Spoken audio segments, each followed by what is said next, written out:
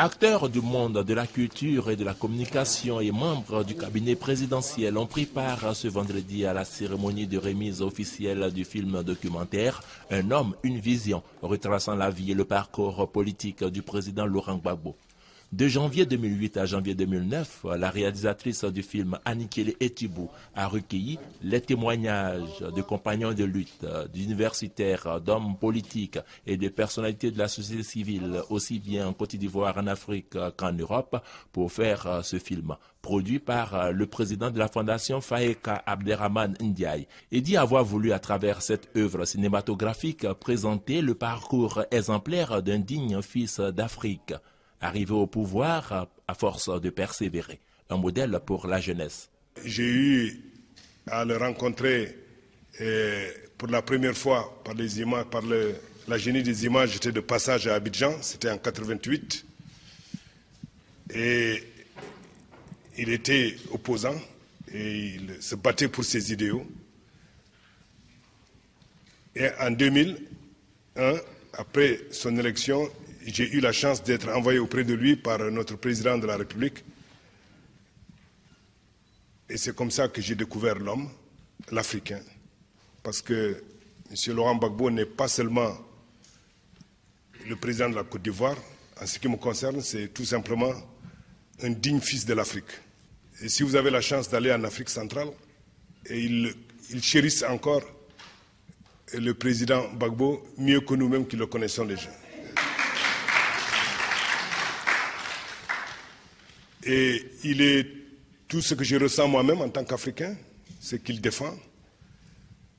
Et quand il réagit, dans certaines circonstances, je ne vais pas les énumérer ici, ils sont nombreux. Mais tout le monde sait que, et dans le film aussi vous le verrez, déjà en 90, il dit que toute personne dans son discours qui voudra bafouer l'honneur de la Côte d'Ivoire et des Africains, il le trouvera devant lui et il va défendre ses intérêts. Et il l'a fait avec fort belle manière. Donc c'est avec beaucoup de fierté que je fais ça, que je fais ce film. Je pense que ce film sera une contribution pour notre jeunesse aussi, pour savoir qu'on peut aller de rien et arriver jusqu'au sommet de l'État. Et puis on peut avoir les menus et affronter les armes les plus sophistiquées du monde. Un film sur sa vie et son parcours politique, le président Laurent Gbagbo a confié qu'il est difficile d'en parler étant donné qu'il s'agit de lui-même. Il a félicité le producteur du film et la réalisatrice avant de donner l'enseignement que l'on peut tirer du film « Un homme, une vision ». C'est un peu difficile de voir qu'on parle de vous. On fait un film sur vous. Je suis président, j'ai 65 ans et déjà des livres qui sortent alors que je vis encore, alors que je suis encore en fonction, il y a des films qui sortent et c'est vraiment émouvant pour moi. Le premier qui a fait un film, c'était Henri Duparc. Il y a une seule chose que ça m'enseigne, il faut faire son travail. Il faut avoir foi en ce qu'on fait. Moi, j'ai une foi en l'Afrique. C'est tout. Et je fais ce qui me semble bon pour l'Afrique. C'est ça que je fais. Le reste, c'est pas important. J'ai dit souvent à mes collaborateurs que celui qui veut être riche, il ne faut pas qu'il vienne faire la politique. Si quelqu'un fait la politique et qu'il devient riche, c'est qu'il est voleur. La politique n'est pas là pour enrichir les gens. En politique, on te donne les moyens pour que tu vives correctement, mais il y a un travail à faire. Si celui qui veut être riche, il fait des affaires. Il ne devient pas professeur, il ne devient pas journaliste, il ne devient pas caméraman, il ne devient pas homme politique. Ce n'est pas des métiers où on devient riche, ça. Ce n'est pas des métiers où on devient riche. Ça, c'est la première leçon que je voulais tirer. La deuxième leçon, c'est que tu peux partir de zéro et tu peux arriver au sommet, pourvu que tu saches dès le départ où tu veux aller et que tu prennes les moyens pour arriver où tu veux arriver. Je me rappelle toujours d'une discussion que j'avais avec mes amis au lycée classique. On était un certain nombre qui voulions devenir président. Chacun dit va devenir président. Et il y en a un qui m'a dit, moi je vais d'abord faire les affaires, parce que sans argent on ne peut pas faire la politique, on ne peut pas devenir président. Et je lui ai dit, moi, c'est parce que je ne vais pas faire les affaires, que je vais être pauvre, que je vais avoir les mains propres et que je vais devenir président. Aujourd'hui, mon ami, il a eu beaucoup d'argent, effectivement. Il a beaucoup d'argent, mais il n'est jamais devenu président. Il n'a jamais même été candidat. Voilà. Voilà, il n'a jamais été candidat. C'est-à-dire qu'il faut savoir ce que tu veux longtemps à l'avance. C'est-à-dire qu'il ne faut pas découvrir les situations de façon opportuniste. Il faut savoir ce que tu veux être, ce que tu veux faire. Et tu te traces ta ligne de conduite. Donc tout ce que tu fais dans la vie, moi j'ai fait histoire pour devenir président. Sinon, la bourse qu'on m'a donnée pour aller en France, c'était pour faire professeur de latin et grec. Quand j'ai commencé vraiment à militer, je me suis rendu compte qu'il me manquait l'histoire de l'Afrique pour poursuivre ma route. J'ai changé. J'ai changé.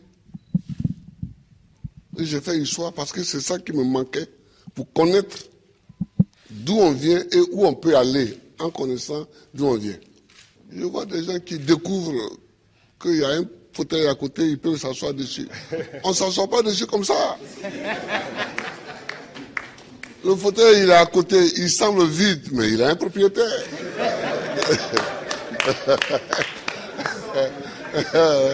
Il a un propriétaire. C'est quand tu veux t'asseoir dessus que tu te rends compte qu'il a un propriétaire. Et le propriétaire, il faut savoir que le propriétaire du fauteuil présidentiel, c'est le peuple. Il faut toujours savoir ça, que c'est le peuple. Tu as beau être ce que tu es, si tu ne sais pas que c'est le peuple, et que tu ne te conduis pas en conséquence, tu ne peux pas t'asseoir dessus. C'est tout ça que moi j'ai envie que les Africains sachent. Et puis, il faut aimer son pays, il faut aimer l'Afrique. Le président Laurent Gbagbo a aussi donné le sens de son combat pour l'émancipation et la dignité des Africains qui ont aussi droit, selon lui, à vivre heureux dans leur pays, qui regorge des richesses inestimables. L'Afrique est une terre qui a subi tellement d'épreuves. Je ne sais pas si dans le monde, il y en a qui ont subi autant d'épreuves que nous. Les Juifs aussi ont subi beaucoup d'épreuves. Mais nous, les Noirs africains, tout le monde s'est assis sur nous. Esclaves. Esclaves de maison. Esclaves de la traite négrière. Colonisés. Torturés culturellement. Parlant les langues des autres. Tout ça. Décolonisés. Mais nous, on a des grands combats à mener. Et les grands combats que nous avons à mener, ce n'est pas pour se venger des gens, c'est pour au moins être homme aussi, comme les autres. C'est ça qu'on appelle la dignité. Que quand tu passes, il faut qu'on sache au moins que c'est un homme qui passe. C'est tout. C'est tout ce que nous voulons. C'est tout ce que nous recherchons. On ne cherche pas à dominer ceux qui nous ont dominés hier, à nous venger d'eux, à faire ceci. Non, non, non. On veut qu'on reconnaisse que nous sommes des hommes au même titre que les autres. Mais ça, si nous-mêmes, on ne prend pas les moyens, qu'on est toujours chez eux en train de mendier, et que les gens, même, tu vas mettre l'argent chez eux en achetant les bâtiments, et puis eux-mêmes, ils te dénoncent. Que voilà un voleur. Comment? Je vous amène l'argent, vous me dénoncez. Mais je vous amènerai rien. Ah oui. Moi, quand je vois des chefs d'État africains qui sont dénoncés en Europe,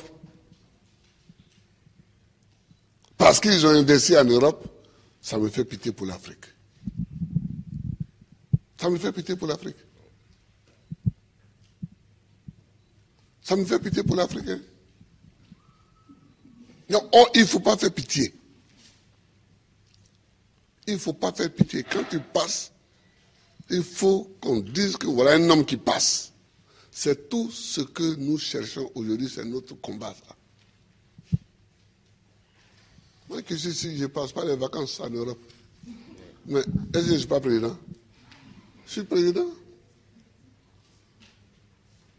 Si je mets mon pied sur un sol européen, c'est qu'il y a une réunion à laquelle je dois participer pour que la Côte d'Ivoire gagne quelque chose. Sinon, je cherche quoi chez les autres?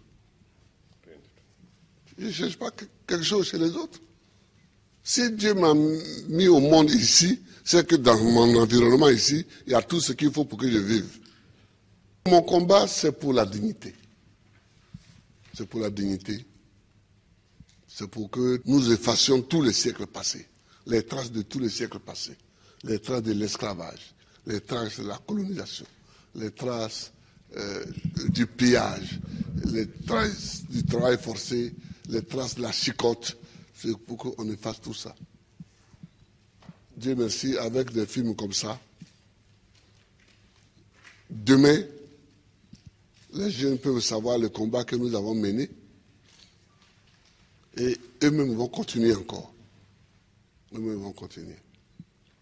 Je vous remercie, Aboudraman. Je vous remercie, Annie Kélé. Et tous les amis qui sont venus, je vous remercie. Que Dieu nous bénisse. Que Dieu nous bénisse.